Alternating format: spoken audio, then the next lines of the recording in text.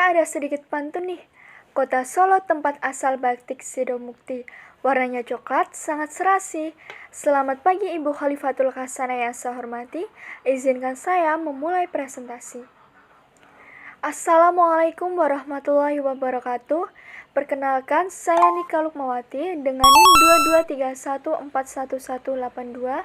Saya adalah mahasiswi UIN Raden Mas Said Surakarta, jurusan Pendidikan Guru Madrasah Ibtidaiyah. Saya diberikan tugas oleh Ibu Khalifatul Hasanah MPDI selaku dosen mata kuliah Bimbingan dan Konseling Islam. Materi kali ini terbagi menjadi 3, yaitu yang pertama ada teori behavioral, yang kedua ada teori client center, yang ketiga ada contoh kasus behavioral.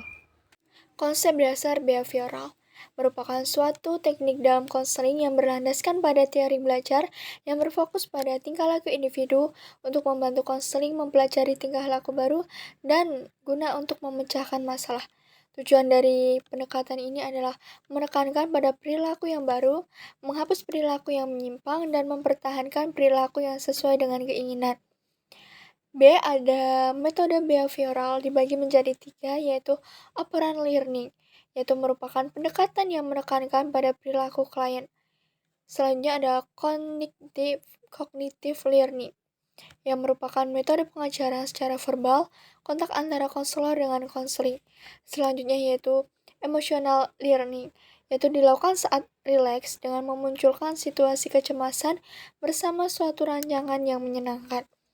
Tujuan dan kegunaan teori behavioral, yaitu tujuannya digunakan untuk merefleksikan pada masalah konseling dan merupakan strategi konseling untuk menilai hasil konseling. Kegunaan untuk menyembuhkan tingkah laku klien yang abnormal. Pendekatan client center. 1. Konsep dasar pendekatan client center dalam bimbingan dan konseling dikembangkan oleh Charles Ronson Rogers. Menurutnya, client center counseling adalah teknik konseling di mana yang paling berperan adalah kliennya sendiri. Peran konselor hanya mengarahkan, memberikan dorongan, dan juga mempengaruhi klien. Yang kedua ada teknik pendekatan client center. Tujuan dari pendekatan client center ini yaitu membuat klien terbuka untuk menceritakan pengalamannya sendiri, membuat klien percaya pada dirinya sendiri dan juga dapat mengevaluasi diri sendiri. Ciri-ciri pada pendekatan client center ini dengan dapat bertanggung jawab untuk memecahkan masalahnya sendiri. Yang ketiga ada teknik client center. Yang pertama ada konselor menerima konseling atas segala masalahnya. Yang kedua adalah perkataan yang konsisten. Dan juga yang ketiga, mampu memahami dunia batin konseling.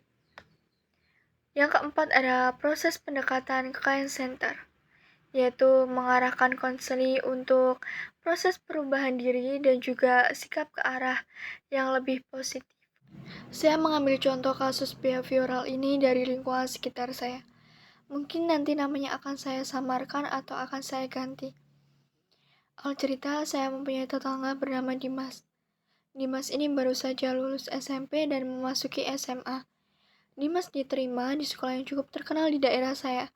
Tentunya yang bersekolah di situ juga orang yang cukup berada atau bisa dibilang kelas atas. Menurut saya, Dimas ini berasal dari keluarga yang biasa saja. Awalnya, orang tua Dimas pun juga tidak memperbolehkan Dimas masuk di sekolah itu.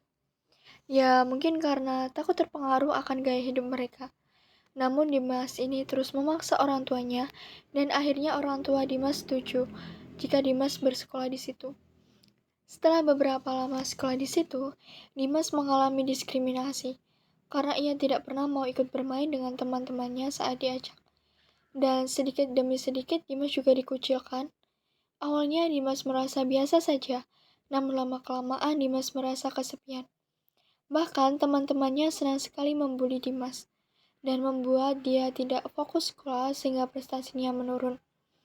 Nah, mungkin begitu banyaknya masalah yang kemudian mengubah Dimas, yang awalnya Dimas ini orangnya rendah hati, mulai merasa harus seperti temannya. Dan akhirnya beberapa waktu lalu ada kabar bahwa Dimas ini mencuri uang orang tuanya. Saat ditanya pun alasannya sangat mengejutkan. yaitu agar bisa berpenampilan dan juga mengikuti gaya seperti temannya. Keadaan inilah yang membuat Dimas tidak nyaman sekolah di sana dan ketakutan akan dikucilkan yang membuat Dimas melakukan hal buruk itu.